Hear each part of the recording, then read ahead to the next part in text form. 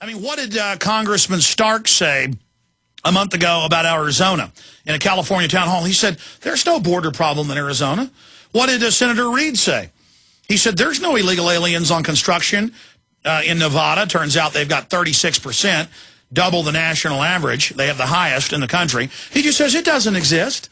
There's no world government. Goldman Sachs isn't robbing you. There's no illegal aliens. There's no border crisis. There's no crime. Arizona's not the kidnapping capital. Mexico City is safe. I mean, come on, Alan. You don't understand that? Oh, yes, I do, sir. And I'd like to point out one more thing to your listeners. If anybody thinks Alex Jones is a racist, watch the first 20 minutes of Follow the Republic and see who he talks to. There are quite a few black gentlemen that are in the film that have great, very great points. And, Alex Jones is no racist. He definitely is not. Alan, I appreciate... Sorry, go ahead and finish. I firmly believe that, and, God bless you, man. Thank you for everything you do. Well, God bless you, Alan, but I'm almost to the point where I don't even want to say I'm not a racist. I don't even care what people say about me. It's my actions, it's my deeds, it's what I do. It is a political weapon that government uses. Look, I've read all the documents. I made the film Endgame, Blueprint for Global Enslavement, that inspired the film that, of course, one of the king's children is in, exposing the fact that the Democratic Party, Martin Luther King's family, exposing the fact that the Democratic Party wants to abort and kill black people. Okay? And so I'm not worried about it. I mean, this is the weapon they use. They're desperate. And they've used the weapon up. It doesn't work anymore. And so let them call me that. I'm not even going to defend myself from it. I mean, it's a lie.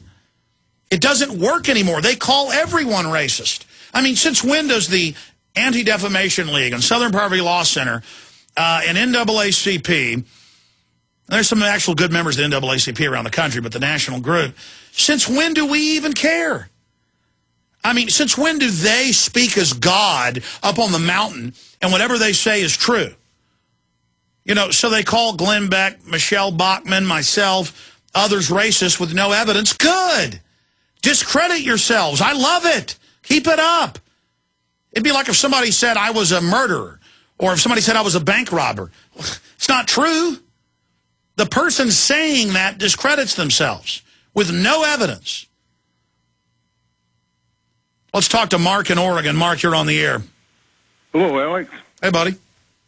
Well, Alex, I remember the Dick Cheney interviews all during the, although I wasn't a regular listener, I listened enough to know that Limbaugh interviewed Dick Cheney on numerous occasions during the, when he was vice president for Baby Bush. No, I'm not saying Limbaugh is a good guy. I said he's pro-torture, pro-war. My point is when he comes out and admits there's a globalist, robber baron, world government, elitist takeover, and the Republicans are part of it, that's a big shift. I've been listening to Limbaugh since I was a senior in high school 20-something years ago, and I'm here. I mean, he was on in Austin when he first got on the air, and I'm telling you, Limbaugh has really, what does that signify to you, Mark, that he's done this?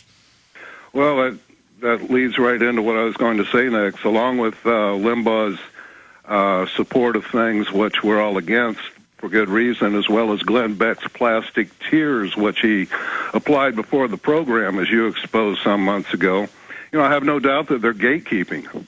They're gatekeeping the more important information, such as the imminent threat of martial law, the police state surveillance grid.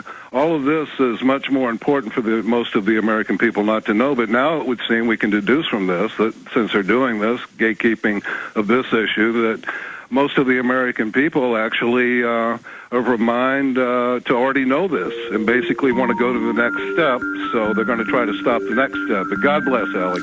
You know what, Mark? Beautifully said, and I agree with you. They are part of the establishment, and that's my point. This shows that this broadcast and all of the great listeners and what we've done has caused a major shift to where these guys have got to finally tell the truth. Limbaugh is highly hyper-intelligent. He knew this 20 years ago when CIA, William F. Buckley put him in charge. So, yes, great point.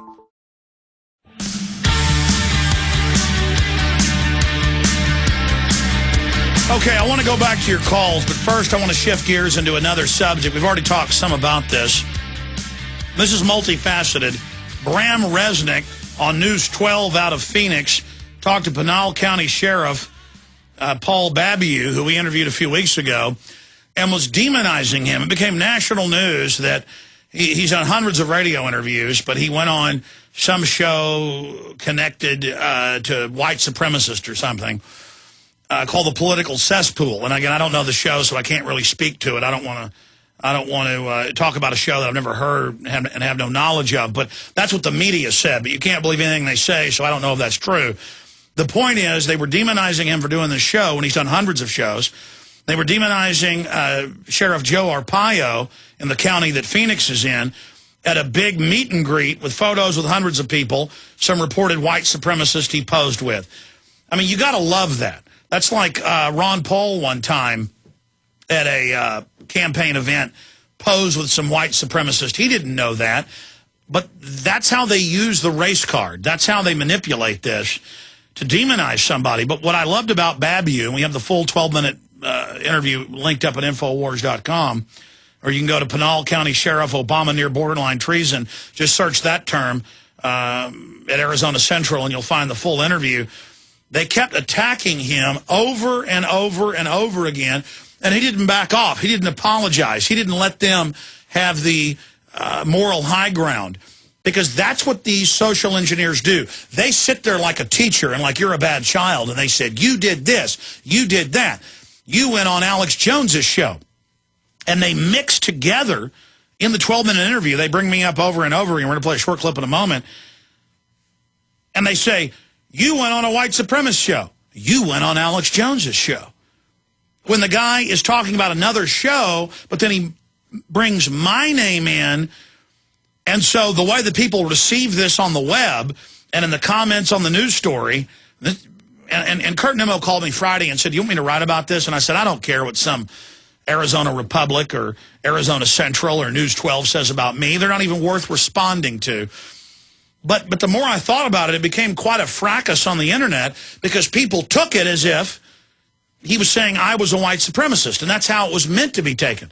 So this guy is very deceptive in the interview. But what I love is that the sheriff doesn't throw me under the bus and just says, look, I don't agree with those views on 9/11 Truth, but I have a right to say what I want and go on what shows I want.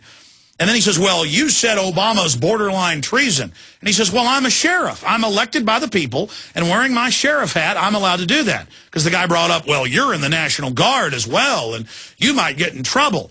So the message here is, don't have free speech. Don't criticize Obama. But I mean, wait a minute.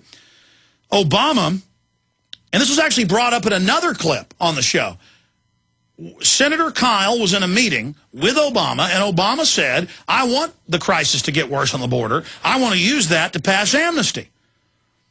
And I went on to say that's treason for the president to side with a foreign power. So here they are involved in the treason. We're exposing it, and they just throw out, oh, you're a racist. And the ADL says Alex Jones makes this other show look like George Will. I mean, Alex Jones, why, you think the white supremacists are bad? Why, Alex Jones is even worse. Who is the ADL? Well, they were convicted over a decade ago of spying on people and stealing police files. They're an admitted, registered, power of a foreign country. And I don't sit up here and attack Israel on my show, but the point is, the ADL is part of AIPAC, and they're here trying to force their political will on America, and I'm against that when Russia does it, or China, or Israel, or England. And I've had enough of that.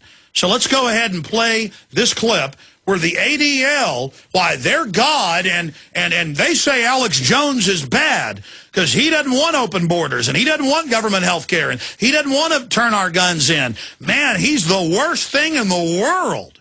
And they list me as the worst. I am just so horrible. It's just terrible. But they can't ever say I'm even involved in race issues. I'm involved in the sovereignty of this country. So here's the clip. Jones, they said Alex Jones makes the political cesspool guys look like George F. Will.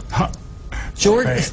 And we heard those guys, these are white supremacists. So a white supremacist radio program, a political extremist who believes President Bush was responsible for September 11th and the deaths of hundreds of your fellow first responders. Well, that doesn't change how I feel in my statements and what goes on with me. Here, Sheriff Joe, I was talking to Sheriff Joe yesterday. He goes, look, Paul, he goes, some people came up and took pictures with me who are white supremacists. It doesn't make me a white supremacist. It doesn't make me a racist. And there are questions about why Sheriff Arpaio did that. I want to hear, let's put up another bite from the Alex Jones show. He was just stuck on this high treason charge against the president. Here was your response. What's so shocking is the president, our own government, stands against us and sides with a foreign leader. This is so cut and dry. Well, it is treason.